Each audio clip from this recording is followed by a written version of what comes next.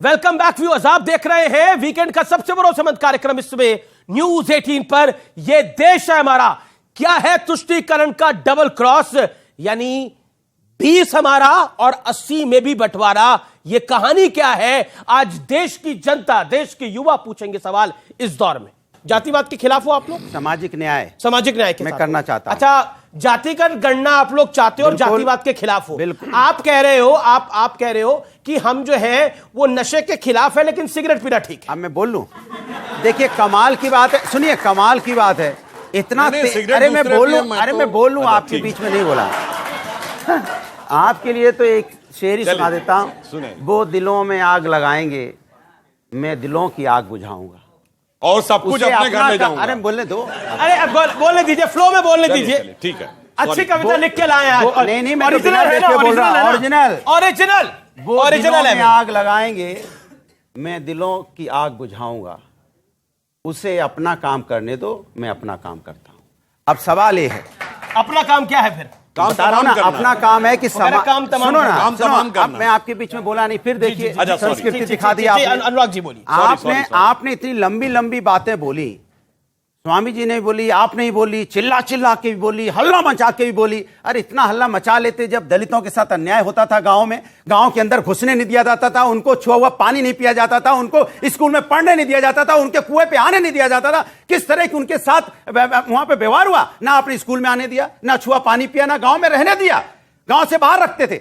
तब जाके हम लोगों ने आवाज उठाई कि सामाजिक न्याय की बात होनी चाहिए। मुंह नोच लेते थे अगर घोड़े पे बैठ जाए तो। अब मैं कहना चाहता हूं, आप कह रहे हैं कि पुराने जमाने को याद करिए और उस समय ऐसा था। अपने संस्कार भूल जाएंगे, यही तो कहते थे, यही तो 1970 की बात हमेशा करते हैं, 1950 की बात करते हैं। अगर मैं इतिहास की बात करता हूं, मैं संस्कार की बात करता हूं, मैं समाज की बात करता हूं, तो यह बात हो गई। माने बीजेपी अपने हिसाब से सारा प्रोपेगेंडा चलाएगी। जब पुरानी बातें करेंगे तो तुम क्यों करते हो, तो फिर आप 1970 की बात क्यों करते हो, क्यों कांग्रेस की बात करते हो? आप 2014 की बात कीजिए, आपने क्या किया है उसमें तो आप बात नहीं करोगे, तब आप चले जाओगे इधर उधर इधर उधर, घूमते रहते हो आप। इनको सरकार बनानी होती है तो पंजाब चले जाते हैं, बादल साहब आइए मिलकर सरकार बनाते हैं, तब इनको नहीं यहाँ परिवारवाद दिखाई देता। और उसके बाद जब दूसरी सरकार बनानी होती है, कश्मीर चले जाते हैं पीडीपी के साथ, आइए परिवारवाद, आइए सरकार बनाते हैं। अपनी जगह पे तीसरी बनानी होती है तो आइए चौटाला साहब आइए हरियाणा में, साथ मिलकर बनाते हैं। जब पांचवी बनानी होती है तो चले जाते हैं शिवसेना के पास, आइए मिलकर बनाते हैं। तब परिवारवाद दिखाई नहीं पड़ता है, तब परिवारवाद के साथ सत्ता बनाते हो। और ये वो लोग हैं जिनके आप देख लीजिए,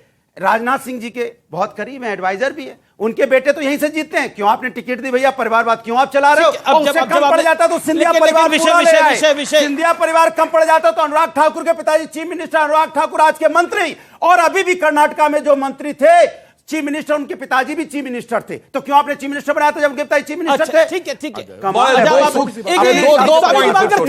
एक सिर्फ ये कि एक पार्टी का नाम बता दें यूपी में जिससे इन्होंने गठबंधन कभी ना किया, और दूसरा अपने प्रथम परिवार का एक व्यक्ति बताएं जिसको कोई राजनीतिक पद ना हो। 35 लोगों के पास राजनीतिक पद है, एक व्यक्ति का नाम बताइए। मैं कह रहा हूं पूरा परिवार अपना है भाई, पूरा परिवार अपना नहीं है, पूरे परिवार का अपना है, सब कुछ पूरे परिवार का है। स्वामी दिवाकर, आप और एक लाइन और बोल, एक लाइन सर, जिन्होंने कहा कि जब दलितों को पकड़ पकड़ कर मारा जाता था तब ध्यान नहीं आता था, ये तो आप कह रहे हैं, मैं तो कोर्ट के लिखे की बोल रहा हूं। 4 जून 1995 मायावती जी ने लिख के भेजा, समाजवादी पार्टी के गुंडे, ये शब्द प्रयोग किया, जातिवाचक शब्दों का प्रयोग कर करके हमारे विधायकों को पकड़ पकड़ कर घसीट घसीट कर ले जा रहे थे, मेरी जान हत्या करना चाहते थे। ब्रह्मदत्त द्विवेदी जी ने बचाया था, ये कोर्ट में हलफनामा है बुआ जी का, तो आप लोग ये काम करते हैं। अच्छा ठीक है, जवाब। मैं मात्र इतना सा कह रहा हूं, कम शब्दों में बोलूंगा कि संत रविदास थे, उन्होंने एक शब्द कहा था कि जाति पाति पूछे नहीं कोई, हरि को भजे सो हरि का होई। यह संत रविदास जी ने कहा था। अब संत रविदास जी उस समय में क्या कहते थे, आज उसको मानना बंद कर दिया जाए सिर्फ इसलिए कि अनुराग भाई ने 2 शब्द कह दिए। यह जातिगत जनगणना कराकर उनको हक देना चाहते हैं, मगर इस आशीर्वाद के साथ कि सारी जिंदगी आप विभाजित होकर भारत में रहिए, भारत में तड़पिए और मात्र मेरे वोट बनकर रहिए। और सुनिए, सुनिए दादा, कि जाति आपको मौका दे रहा हूं मैं, अपनी बात तो 10 सेकंड में कंप्लीट करें, फिर आपको मौका कुछ राजनीतिक दलों के दिल से जाति है कि जाति नहीं, मगर जब आप अपने आप को हिंदू मानेंगे, ये आपको बांटेंगे कैसे? सोचिए।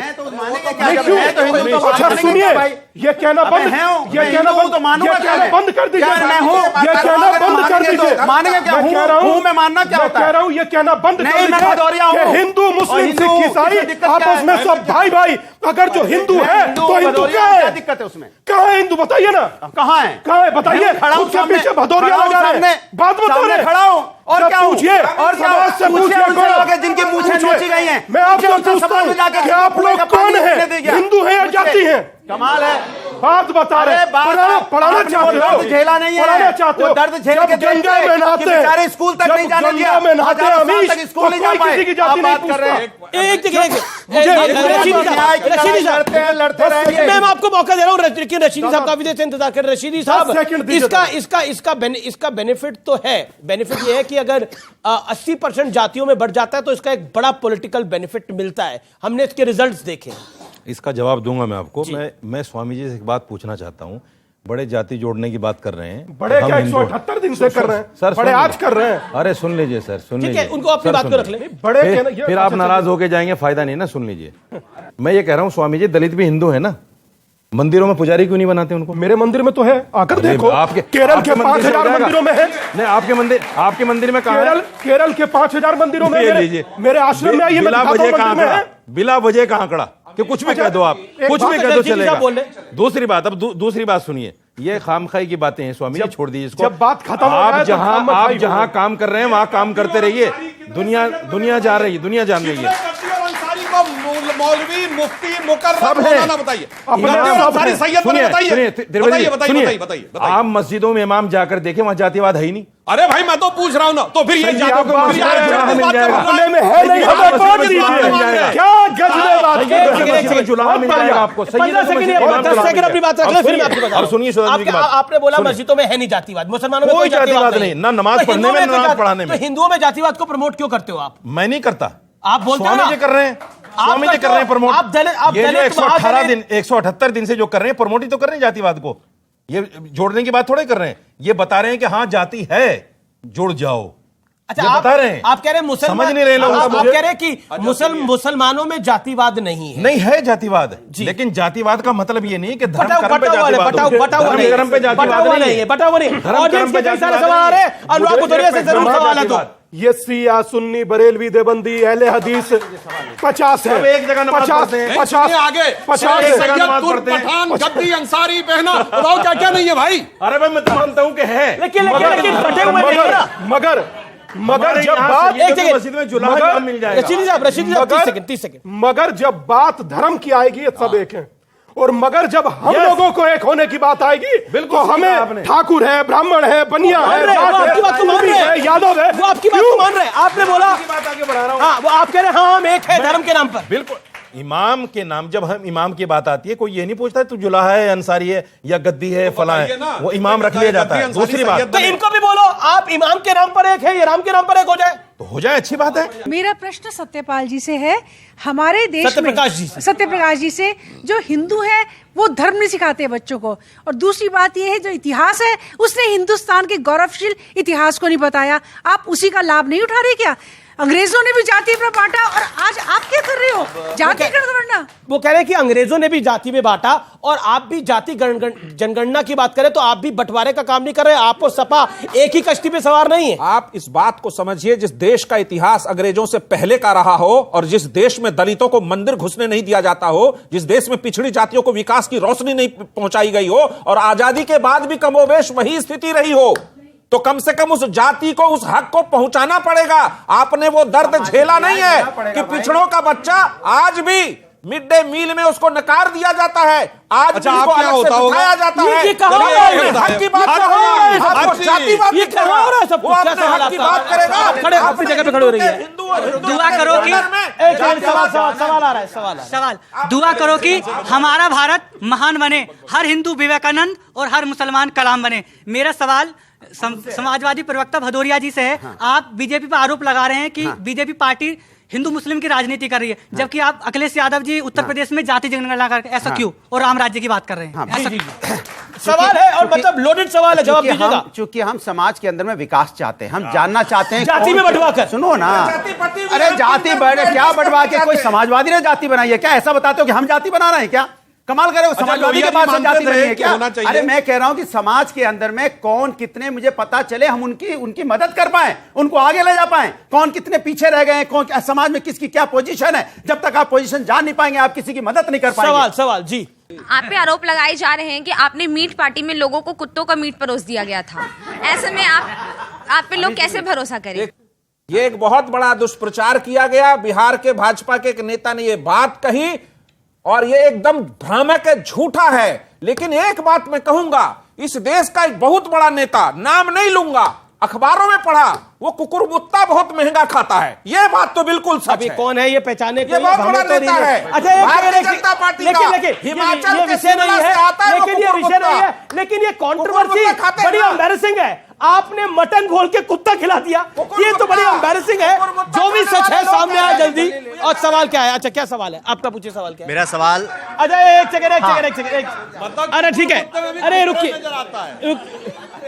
अरे आपसे मैं पूछना चाहता हूँ, जवाब तो ले लोगे, आप हिंदू मुस्लिम की बात कर रहे थे ना, क्यों नहीं कहते तेजस्वी यादव वहां पे? अच्छा, आप जो ईद में, बकरीद में आप जाएंगे, जो है उसमें टोपी पहन के जवाब ले लो, हो गया। आपको वहां नहीं नजर आता। आप यहाँ की जाति की बात करते हैं। आप लोग, आप ये समाजवादी पार्टी और जेडीयू, आप लोग बिहार में और यूपी में जितना समाजवादी पार्टी और जेडीयू ने खा के खत्म कर दिया है, उतना किसी ने नहीं। उन्होंने कहा कि नीतीश जी इफ्तार में जाते हैं। आपको नहीं मालूम है, नीतीश जी विजयादशमी के दिन हर पंडाल में जाते हैं। नीतीश जी रामनवमी के दिन राम की पूजा करने जाते हैं। नीतीश जी ने सिख धर्म का 350वां प्रकाश पर्व पूरी दुनिया में मशहूर कर मनाया। नीतीश जी इफ्तार में भी जाते हैं। उन सभी धर्मों के त्योहारों का सम्मान करते हैं और किसी भी धार्मिक त्योहार में एक मिनट पब्लिक आपको मौका मिला सर, आपको मौका मिला। अभी देखिए परसेप्शन क्या जाता है। एक तरफ हनुमंत कथा हो रही थी, मैं आपको बता रहा हूं, ऐसे रोज होती है बिहार में। एक सेकंड, एक सवाल सुनिए। 15 लाख लोग नहीं आते ना वहां पर? अरे सर, ये बागेश्वर धाम के हनुमंत कथा में 15 लाख लोग आए थे। संविधान विरोधी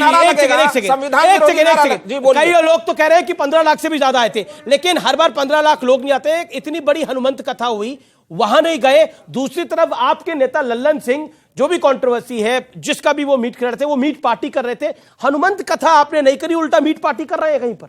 जिस तरह से भारतीय जनता पार्टी के नेता बाबा का मिसयूज कर रहे हैं और संविधान विरोधी नारा, बाबा को बीजेपी को क्यों दिया आपने? ये बाबा बहुत यूज करते हैं हर मौसम में। नया बाबा रामदेव थे, वो उनको किनारे फेंक दिया। श्री थे, आजकल पूछते नहीं उनको। अब ये बाबा बागेश्वर इनोसेंट बीजेपी नहीं है। बाबा बागेश्वर को भारतीय जनता पार्टी अपने कार्यक्रम के लिए, अरे उनकी बड़ी फॉलोइंग है, उनको बीजेपी को क्यों दे रहे हैं? गलती कर रहे हैं। क्योंकि कर्नाटक की हार के बाद बीजेपी को समझ में आ गया कब चलो हिंदूवादी के शरण में। अरे ठीक है, ओके। एक सेकेंड सुधांशु, एक तो ये कब बाबा बागेश्वर कब बीजेपी के साथ आए इसकी क्योंकि कमलनाथ भी कांग्रेस के नेता भी जाते हैं। आरती उतारी गिरिराज सिंह ने, रविशंकर हरे राम कर रहे थे, और जब हिंदू राष्ट्र का नारा लग रहा था, ये सारे लोग उस मंच में खड़े। ठीक है, विरोधी नारा बोले हमारे नेताओं के लिए कह रहे हैं, इन्होंने ये किया वो किया, मगर बगैर रोजा रखे रोजा अफ्तार किया नीतीश जी ने। अरे वो बगैर रोजा रखे रोजा अफ्तार किया। सब सारे धर्मों मतलब आप कभी सोचिए, सारे धर्मों का सम्मान करते। सुनिए, जैसे आप दिन भर का व्रत रखते हैं तो शाम को फलाहार करते हैं ना, दिन भर तो चढ़ चढ़ के खाया और फिर शाम को फलाहार कर रहे हैं। वैसे ही होता है, जो रोजेदार नहीं वो रोजा अफ्तार करता है। और ये मैं ईमानदारी से कह रहा हूं, डॉक्टर कलाम की ऑटोबायोग्राफी में पढ़िएगा, उनके बारे में लिखा है। कलाम साहब ने पूछा कि कितना खर्चा आता रोजा अफ्तार पे, पता चला उस समय शायद 3.5 लाख 4 लाख आता था। उन्होंने कहा ज्यादातर लोग जो आते हैं वो तो खा पी के आते हैं, वो तो रोजा रख के आते नहीं, इसलिए इसकी क्या जरूरत। ईमानदारी की बात कही थी। 100 में 99 खा पी के आते हैं, सिर्फ क्योंकि 100 में 99 गैर मुस्लिम होते हैं उसमें जो बुलाए जाते हैं। खैर, अब मैं एक फैक्ट बात कहना चाहता हूं। 15 साल से बिहार में क्या कर रहे भैया? 11.8% का विकास दर है भैया। 11.8%। वही के बाद बिहार के लोगों को बाहर जाए। अब सुनिए, अब देखिए बहुत डिस्टर्बेंस होगा, मैं गंभीर बात क्या यार चिल्ला रहे लगातार। अब जो मैंने बोला हवा में नहीं बोला। 1931 में महात्मा गांधी ने चैथम हाउस में जाकर एक लेक्चर दिया है। उन्होंने कहा कि भारत की शिक्षा व्यवस्था एक ब्यूटीफुल ट्री था 100 साल पहले, यानी 31 से 100 साल पहले, 1831 में। और जानते हैं उसके बाद क्या हुआ? 1812 की ब्रिटिश हाउस ऑफ कॉमन्स की वो रिपोर्ट गांधी जी ने कोट की, जिसमें लिखा भारत की साक्षरता दर, बॉम्बे प्रेसिडेंसी की, मद्रास प्रेसिडेंसी की, कैलकाटा बंगाल प्रेसिडेंसी की विलियम एडम्स की रिपोर्ट और मद्रास प्रेसिडेंसी की टॉमस मुनरो की रिपोर्ट, जानते कितनी साक्षरता दर है? 97%।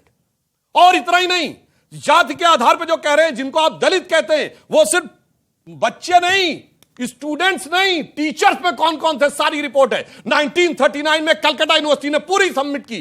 तब गांधी जी ने कहा कि हमारी शिक्षा व्यवस्था यह थी, सबसे अच्छी थी, सबको शिक्षा मिलती थी। अंग्रेजों ने ध्वस्त किया, मगर अंग्रेजों की मानसिकता के ऊपर आज तक पले हुए लोग अभी भी वो गाना गाते हैं। इसीलिए मैं कहना चाहता हूं, अपने वतन पर सदियों तक है रही हुकूमत गैरों की, लेकिन कुछ चेहरों पर अब तक धूल है उनके पैरों की। जी जी, अभी धूल बता रहे। अगर गांधी गलत थे तो मुझसे बोलिएगा। क्या गांधी गलत थे? क्या गांधी गलत थे? क्या गांधी गलत थे?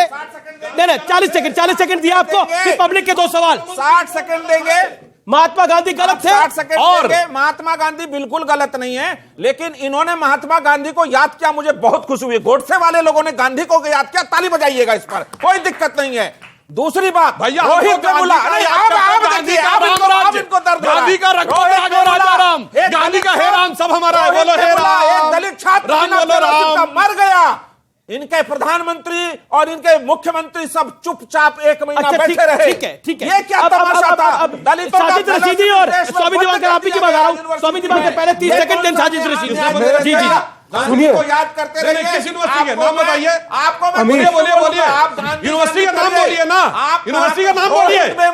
रोहित वेमुला की हत्या कैसे हुई? अरे एमयू में वो एक अरे कहां नहीं आज तेलंगाना के डिस्ट्रिक्ट मजिस्ट्रेट लिखा हुआ है। अरे एक सेकंड, आप मुझे लगता है कोर्ट का निर्णय पढ़ लीजिए उसके ऊपर, ये विषय नहीं है। ओके स्वामी दीपांकर 30 सेकंड। मैं मात्र इतना क्या 30 से भी कम में खत्म पूछिए, करूंगा। दलितों का आरक्षण एमयू में और जामिया मिलिया में खत्म हुआ, बोले थे कुछ?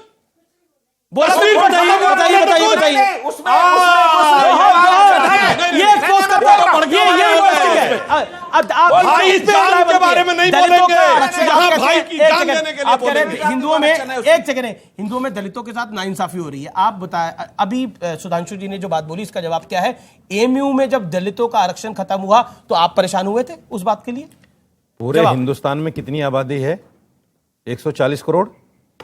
140 करोड़ में अगर 2 इदारे हमारे हैं, वो भी हमारे न रहे, वो भी हमारे न रहे, मतलब वो आपका है। जैसे आपने कहा कि 80% में बंटवारा है, तो क्या 2 इदारों में बंटवारा होना चाहिए?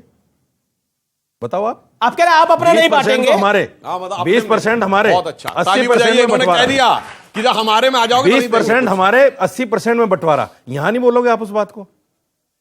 पलट कर फिर कहूंगा, जब तक हम लोग जातियों में बंटते हैं नतीजे ऐसे ही निकलते हैं। बुद्ध ने एक बहुत अच्छी बात कही, बोले एक पत्ता तोड़िए और फिर उसको जोड़कर दिखाइए, बोले जुड़ेगा नहीं। तो बोले तोड़ने का अधिकार तुम्हें दिया किसने? पहला सुनिए, मैं बुद्ध को कोट कर रहा हूं। एक स्वामी विवेकानंद ने कहा था 7 समंदर पार, मुझे गर्व है हिंदू होने पर। उन्होंने नाटक नहीं किया। और तीसरी और अंतिम बात, जातिगत जनगणना पर अंतरिम रोक लग गई बिहार में भी। क्या कहिएगा? अंतरिम रोक लगी है ना, क्या कहिएगा? तो जातिगत जनगणना जहर है। अगर अच्छा होता तो और एक लाइन और, सरदार पटेल कभी रोकते नहीं। एक फैक्ट और बोल दूं, अभी इन्होंने कहा ना गांधी जी को, अब मैं अंबेडकर जी को कोट करता हूं। अंबेडकर जी की अपनी किताब है हु वर शूद्राज, उसका chapter number 1 page number 1 paragraph number 3 पढ़िएगा जाके। उन्होंने कहा there is no connection of modern day schedule caste with Vedic age Shudras. कहानी कहे जा रहे हजारों साल से ये हो रहा है। ये अंबेडकर जी से पढ़े हैं आप। दुनिया में चिल्ला चिल्ला के कहा कि हमने दलित को राष्ट्रपति बनाया। ये बात आपने क्यों कहा कि हमने छत्री को बनाया? उस समय आप दलित का कार्ड खेलते हैं, उस समय आप सभी खेलते हैं। जी जी जी, आप तमाम लोगों का बहुत बहुत शुक्रिया इस कार्यक्रम को देखने के लिए। फिलहाल इस कार्यक्रम को यही समाप्त करते हैं। उम्मीद है आज का कार्यक्रम आपको पसंद आया होगा। धन्यवाद, नमस्कार।